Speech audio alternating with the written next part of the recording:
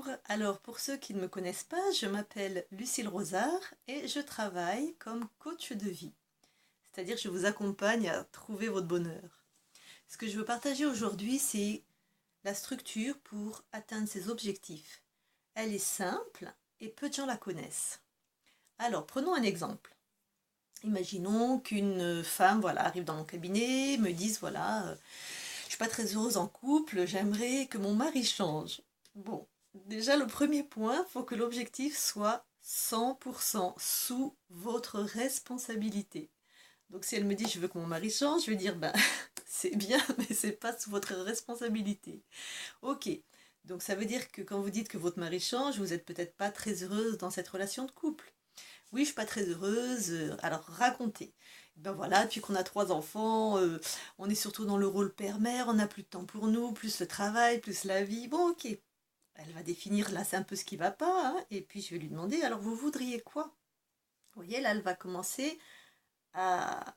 Elle va commencer le deuxième point, en fait, aussi, à définir ce qu'elle veut. Et en même temps, je vais vérifier que c'est sous sa responsabilité. Donc, premier point, sous sa responsabilité. Deuxième point, définir.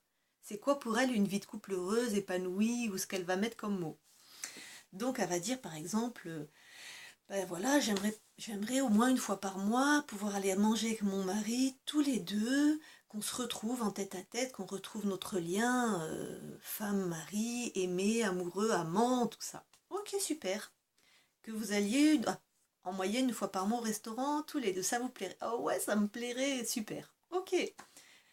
Qu'est-ce que vous aimeriez d'autre? Eh bien, ce que vraiment j'aimerais aussi, c'est qu'on parte une semaine, au moins une semaine ou 15 jours en voyage, une fois par an aussi, tous les deux.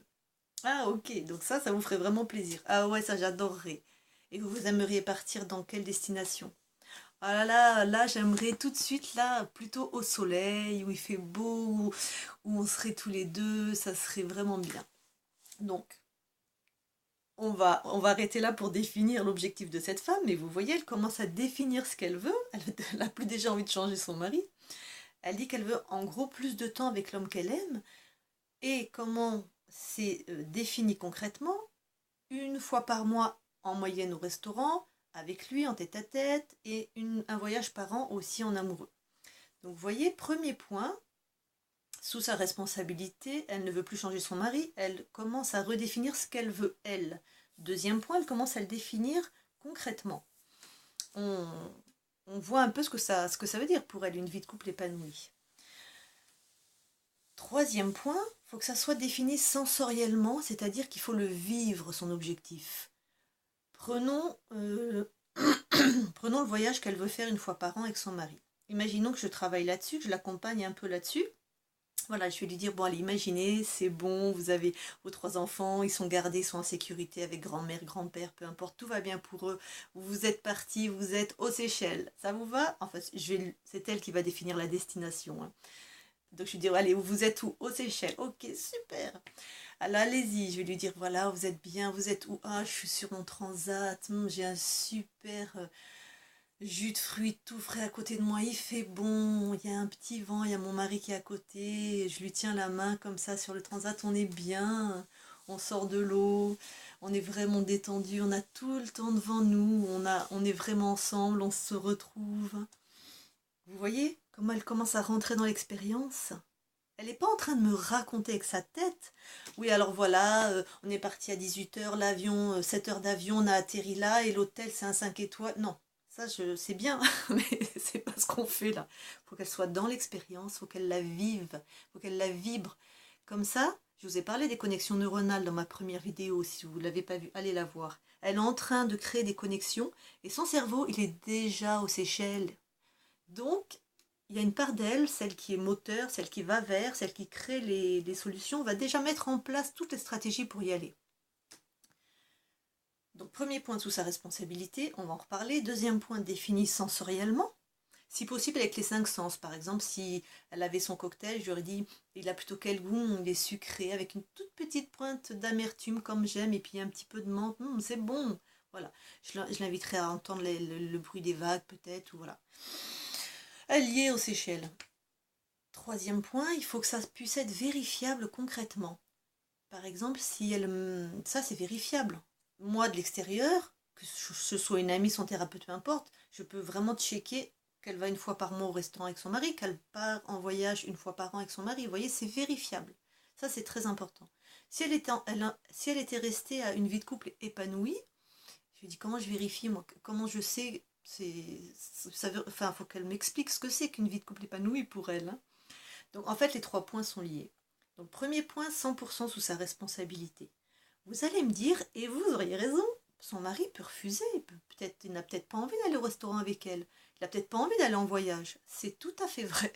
J'espère pour cette femme que non, mais ça peut être tout à fait vrai. Et quand même, en tant que thérapeute, je vais l'accompagner à faire ce qui est 100% de sa responsabilité, c'est-à-dire d'en parler à son mari.